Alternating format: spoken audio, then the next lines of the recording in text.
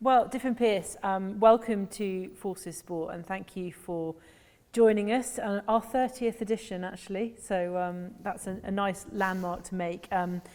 Obviously, I think you're one of the people who's been constantly on the list because we're constantly watching UK Armed Forces. But we have spoken before about the period of lockdown, and everyone's, it's been difficult for everyone involved in sport. But how weird does it feel to be 3 years into a role that you are and to have not actually played much football in that time? Yeah, it has been strange. I mean, never really expected it. I was saying earlier on, it was like, I think it was the 6th of March that I got appointed, and then 2 weeks later, COVID hit and everything just shut down. And then, everyone's good intentions. We obviously planned to play that year in September, which then got turned off, and then the following year the same again. Hence why we're now in a position where we're playing the Kentish in just over 6 weeks, maybe. 6 weeks, yeah. So they moved it further forward for the schedule to get it at some sort of a summer tournament, just to avoid that autumn sort of spike that we've had last year. So yeah, it's been a strange. We've only played 4 games. There's not been a great in services, to watch either, and that was great this year to just go out and watch the players and select a few, more players ready for the next couple of games. Obviously, the Irish next week and the Kentish in 6 weeks, which we can't wait for. So, how does it change? I know that, say Nick, for example, your immediate predecessor was in the role for sort of 4 years, but he had a lot of football in that time. Explain to me how that works. How long is your contract, so to speak? Do you have a shelf life, or do you see, because of the situation we've been in, will your time with UKAF be able to be extended? What's the deal with that? We never really discussed it, to be honest with you. I think over the years, most sort of coaching positions tends to be sort of 3 years in the military, but again, we've not spoke about it. I think it's been a strange 2 years, and what we do need now is an element of sort of continuity moving forward, I guess. I don't know, next 6 weeks will be interesting, won't it? As in, successful, and we move on to September. We'll have a couple of games at back end of the year. That's the plan, and then next year it'll be interesting. We haven't spoken to the Netherlands or the French forces yet, but what does the competition look like next year? Do we still stay in June, or do we go to the back end? That'll obviously affect our programme, but we've also got the Bundeswehr coming into that programme, which is really great for us and for the players to be able to perform at an international level, and that's the key. So as I said before, it's always about the players, about giving them the opportunity to play at another platform, really. So yeah, we haven't really discussed the contract, so yeah, we'll see. I didn't want to put you under pressure, but do you feel that kind of pressure that you've got to perform and to get the results that you as an assistant coach with Nick and UKAF have done so well recently and historically, really? Do you feel that pressure as well as the coach? Yeah, of course. I mean, you're in this position because you want to go and win games. That's what it's all about. When we have been so successful over the last, 2016, three Kentish Cup wins, albeit 1 or 2 cancellations in amongst it. Some really great fixtures against the Irish and some really good non-league and university sides that we played. So we've had a real good sort of 6 years, really, including the last 2 years. We've had some good games the last couple of years, and we've got out of them what we needed. But ultimately, it's about winning the competition that we want to go and win, which is the Kentish Cup. So that's the key thing this year. I don't really feel. Obviously, the pressure's always there, but it's in our hands to prepare properly, which we always do, and give the boys the opportunity to go and show what they've got. So I'm not really feeling the pressure of this moment. Maybe in a few weeks' time it will be. On the day, really, I think, when I played myself, I used to get really nervous, but I don't think I got the same level of pressure as a coach because, you trust the players to go out and do what you've asked them to do. So.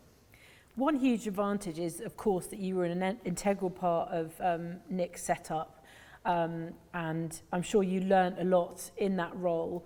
But for someone who's such a big character, but you're actually quite different to Nick, have you felt that, and I haven't asked you this before, even on a personal level, but have you felt in any way that I think you're doing things differently and you're doing things your own way, which is the way it should be, but have you ever felt that pressure? Because he was, some people call him a maverick, some people, he's a massive character. Yeah. Did you ever feel that pressure of taking over that role, even though you were such a massive part of his job as well? It's always a difficult one, isn't it? You see it in every levels of the game, really, not just at our level. But yeah, of course, I think we've been so successful. I think what am I putting myself in for here? But yeah, the setup hasn't changed.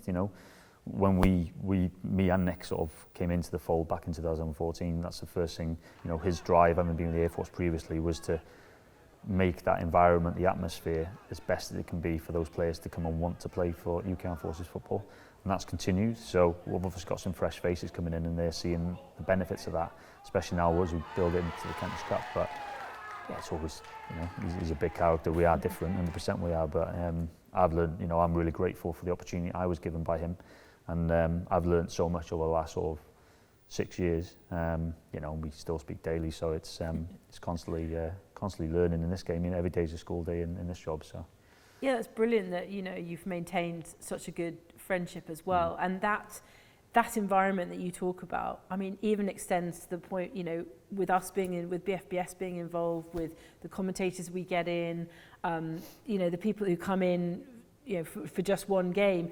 You're very sort of clear about the team perspective and what the team want, and the team ethos, and that we all buy into that, and that's important to you. Yeah, no, of course, yeah.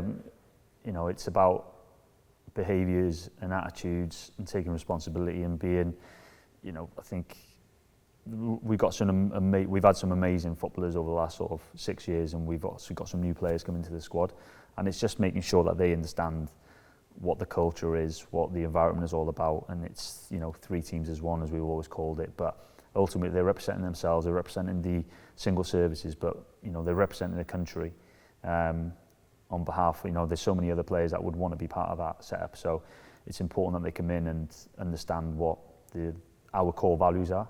And again, we haven't had a great deal of time. We've had pockets of 2 to 3 days. When we come into the Kentish Cup now, we'll have a week's training camp leading into that, so that's going to be a really intense sort of 10 days. But we'll be relaxed at the same time, so they get downtime as well. But no, it's a great setup. It's an unbelievable setup, and you can't. The key thing is for me is we've had a great relationship with BFBS and RF News, and a number of fantastic people have been supporting us over the last few years, and hopefully that'll continue. Whoever's in this seat, I think that's a given really. And the live commentary and the games, in order for families to see those games, because they can't often get to games, so that's also a great opportunity for the players. They love watching the game back and stuff as well. So we're really grateful for the support we get from you guys. Now the Irish, I know it was already a rivalry, but you seem to have found a team in the Irish Defence Forces with a similar sort of ethos, similar sort of setup in terms of their management as well.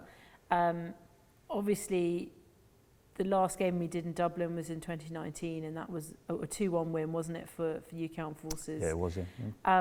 And then the Irish came back last summer and came to Havant at Waterlooville and won on penalties. I mean, that whole decision was all a bit strange for us on the day.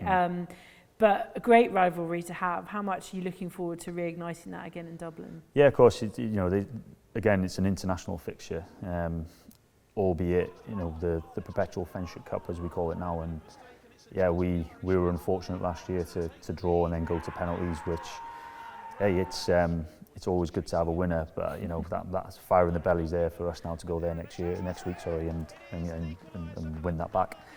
We've had a great 3, 4, 5 fixtures against them over the last sort of 6 years with UKAF. They've all been tight games, sometimes difficult with the personnel we've got available to go out, and just making sure that we stay in the game and etc. But we've had some great successes. I think it's two wins each now. I think we've played 4 times. But no, great fixture, great rivalry, great friendship, and we're really looking forward to go out there. And the Irish Defence Force games started with the Air Force quite a few years ago, and having played in those games, they're a tough side. Both teams are as passionate as each other to go and win those games, and it's our last fixture before the Kentish, so it's a key one for us. We've only had Loughborough a few weeks ago, and we've got a few other faces available for next week. So, but ultimately going there to win, but with a view to get a good performance ready for Kentish Cup in a few weeks. And fantastic as well that the Irish Defence Force relationship has filtered to the women's side as well, because I believe they're going out at the end of June. So how much do you sort of, I mean, I support, not the right word, because of course you support the women's side, but how much is there interaction between the two different teams? Yeah, of course. You know, I speak to Carl. We obviously plan ahead with regards to, you know, engagement with the committee and all that kind of stuff, and that's the, you know, for both teams the importance is to give both men and women players the opportunity to play international football, you know, because they play at their single service level. They all play a really good level of football on Saturdays. Both the coaches are involved as well, you know, in really good level of football, and actually giving them the platform to go, and, you know, it shouldn't be just us. It's, you know, the women's game has grown massively the last 6, 7, 10 years, and rightly so. And the Bundesliga game will be the same, you know, so ideally we would play these fixtures together at the same time, but logistically, financially, that can be difficult sometimes. But I'm aware that they're going out there again in a few weeks, or towards June, I think. But yeah, no, it's great. You know, I think it's a similar program for both teams, and yeah, we're really fortunate that we've got that. You know, over the years that hasn't been possible, but last 5, 6 years that is now possible, and it makes it even better. You know, for the players to turn up, they're actually going to play international football, and that's what it's all about. And the Kentish Cup, is it still the 100th Kentish Cup, isn't it? We've sort of delayed, obviously it's been delayed, so are we still celebrating it as the 100th this summer? Yeah, I mean, the last 2 years I'm trying to think now, last one was in UKAF, the one before that, I think, should have been in France. And then the 100th year, I think we were keen to host that, and then I think it would have been, I think, was it 2020? It would have been 2020. Yeah. Which was the 100th year, I believe, if not 2021. But ultimately, it is the 100th year, and we are treating it as an anniversary. So, really looking forward to host that. So, the week of the 20th, so we will play the Netherlands on the Monday, 7 o'clock, 1900 kick-off at Havant Louisville. And then obviously the French will play the Netherlands on the Wednesday, similar time on the Wednesday, 22nd of June. And then the last game then will be us against the French on Friday. So good. Hopefully, you know, we'll be in a position to win it then. So. Yeah, I mean, we're always in this position when it comes to Kentish Cup, and I think I probably asked you this, you know, 100 times, but your team is quite changeable just because, you know, it's a secondary role to being a service person. But, you know, with the French and the Dutch teams, do you know, like, before you go out, I know that previous to the UKAF tournament, you were able to see the French and Dutch play each other, and that's the only eyes on you get, really, isn't it, in the lead-ups? It's not like elite football where, you know, you're seeing them week in, week out, and the same sort of players. So it's a bit of an unknown. But in terms of temperament, can you guess what the Dutch and French forces are going to be like? Yeah, I mean, listen, we've played them. A number of familiar faces that we have played last sort of 4 or 5 years, and they're still involved. We won't know a great deal, obviously. It's been 2-3 years now, isn't it? So, you know, that their squad could be massively changed. Obviously, each team has the pressures of operations and, you know, service life and, you know, their primary role, and will they be able to get players off? So we've got that pressure, and we've certainly had it, you know, leading up to this fixture next week and the Kentish as well. But I think we're in a good place. I think, you know, I'm not too concerned about what they have. I think we have to really focus on what we have and how we're going to go and win the game. So we're really going to focus on us. Obviously, we'll do as much as we can analysis-wise, but as you said, it's quite difficult. The beauty we had previously was, you know, we went out to UKAF, watched the French and the Dutch on the Monday, I think Monday or Sunday, I can't remember now. And then we were... It really was that long ago. Yeah, we were able to analyse that and how they played, and, you know, obviously they beat the Dutch 5-1 in that game. So straight away, you know, well, they're in a good place. So, but we did really well. Obviously, we managed to win the game against France and took it to the last game then. And that ultimately, the key one is, you know, you take one game at a time. So we will prepare for the Dutch first and foremost, win that game, and then that sets us up for the Friday to then go and win it again. So, but again, as I said, one game at a time. We've got the Irish first next year, so that's what next week even. Hopefully not next year. Well. But yeah, hopefully it will be next year. But yeah, no, we'll be focusing on how we want to play and how we want to go and win the game. And talking of the players, I know that you've also, not due to COVID, but players who probably didn't think they were playing their last game in 2019 have now left service or something in the last 3 years, and because there hasn't been as much football, obviously there's been a change around and a turnaround in the players, but there are some, in terms of management, that's kind of stayed the same. Yeah. But have you settled on Danny Kerr as captain? Have you you feel like you've got a settled team even though you haven't played so much together? Yeah, of course. No, we have lost some characters. They've been mentioned a few times, so I won't mention them again. But yeah, they've been unbelievable for UKAF in our time, and also single services. Stalwarts of the game, and they've obviously moved on, left the service, and so DK as we call him, but Danny Kerr will be the skipper. So yeah, he's it's a first appointment. So he's if you picture a UKAF Forces footballer, and I know there's some photos out there, but DK's in most of them, to be fair. So yeah, DK's been amazing for us, and he deserves that opportunity. But we got more than one skipper in the team. We got so much experience. Luke Kearney in goal. You got Keith Emerson, who's come back through to us now after his period of coaching with the Army. You got Sam Atkinson. You got Alex Woodhouse, who's actually not available for the Kentish this year, but you got Jake Goslin. You got Mike Campbell up front. I don't want to miss anyone out here, but Mark Drysdale, from the Navy and the Marines. We've got a lot of still experience that have won the Kentish Cup over the last sort of 3 times. So that's still in the squad, and what we have got is some really young, hungry, talented footballers that have now come in, and they've got to learn quick. And there's no better game to learn is obviously the Irish next week. So some of them experienced that last year. One or two of them have been injured since, so are not going to be in the group. And the backroom staff have been there, done it, and we've had 1 or 2 additions that will come to the Kentish Cup with us. But it's been important to us to watch all the 3 games. It was great to watch those games, and I think we had 9 debutants the other week against Loughborough. But they all know, what the message I've been saying to all the players since my time is that, same before, we got roughly 25, 30 players that are sort of in that mould to come and play for UKAF. And unfortunately, we can't pick everyone, but what they need to be proud of themselves first and foremost to be considered as the best players in the UKAF Forces. So, it's down to me then and the staff to decide which is the best combination, or at the time, depending on availability, to go and win a game.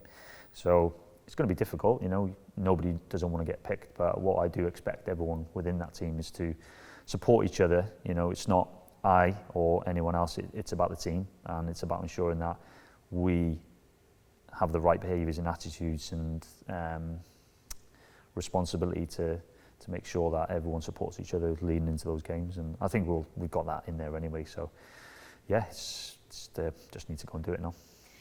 Now, you're not all about football. You do have another life. Yeah. Obviously, your wonderful family, but I think we should really give a mention to where we are and your workplace, not necessarily in the theatre itself, but just tell us a little bit about you away from that head coach role and your sort of primary role in the RAF and in the military, and what it is you do here. Yeah, sure. Yeah, Stamford Hall. Managed to get into the cinema, which is good, or the theatre. There's a number of use this facility for a number of things, and yeah, no, it's a great unit. I've been here for nearly 3 years now. I work in the complex trauma department as the lead ERI, and it's been a great 3 years, albeit difficult with COVID that everyone has to do, but we're getting back to some level of normality now. So, there's still the IPC consideration for obviously for the patients that we have here, and obviously for staff as well. But it's a fantastic place. I've been in the RF now 21 years come September, so quite a long time. It's flown by. Great memories, football, love my job. I've been really fortunate to be in a position to play representative football, UKAF Forces football, or combined services back in the day. Coach with the RAF team, UKAF Forces team. Done a little bit of stuff in Civvy Street as well, back home in Swansea, but quite difficult. I've been sort of commuting, living away and stuff, and going back on weekends. So yeah, got a really fantastic family, wife, 2 beautiful girls, and who keep us on our toes, and they're 15 and dancers, 13. Aren't they? One's a dancer, street dancer. Yeah, she's fantastic, and she's competing internationally and stuff. We're going over to America this year. Wow. And my other daughter is more of a runner and a gymnast, but she's also competing internationally with us, which is great. But yeah, she drags me around a few 5Ks on a weekend, so still have to keep my runs in when I can. But she's quicker than me now, which is great. Wow. So, but yeah, no, it's it's really balanced, and I'd love to do more football if I can back home. But you've got to balance that with family and work, and when you're not here when you're not home in the week, you need to give that time back. But I try. UKAF keeps us busy. When you get to this stage of the season, it's like constant messages of players, and I'll have Hells ringing me, with logistics and admin and making sure that we're all good for next week, and hopefully no fast balls in the last few days, because obviously it's difficult to get players on aircrafts and make sure they're all available and all fit, and hopefully, well, the good thing is there's no games really at the moment, so they're not going to get injured. So no, I'm really fortunate. I've had a great 20 years in the service, and yeah, we'll carry on as we are, and yeah. But your role here, given that you're heavily involved in sport as your passion, as your hobby, but also as UKAF head coach, and obviously as a player yourself, given your role here, I wonder how much crossover there is, the confidence that you can have as a head coach or as a player, given your medical knowledge and kind of knowing about injuries and stuff like that. I mean, you're not dealing with traumatic injuries, hopefully, in football, but just that sort of know-how of people's bodies and how, you're a PTI, where that comes from and how that works. Yeah, because, listen, I think it's all about managing, and, it's the same with UKAF. I've got fantastic staff. Same in work, I've got amazing staff here. And, we've got the best people possible to look after the patients. And, yeah, part of my job is obviously, an element of clinical work, but a lot of it is managing as well. But yeah, as I said, really, the strength is in the team, and of course, yeah, we try to manage it as best we can when you come to games. And we've been prepping for the Kentish now since 2-3 months ago, so the schedule's there already. Because as I said, it can be really intense, and it's the same here. There's so much. As I said, pre-COVID, we had so many more patients, and that's changed recently.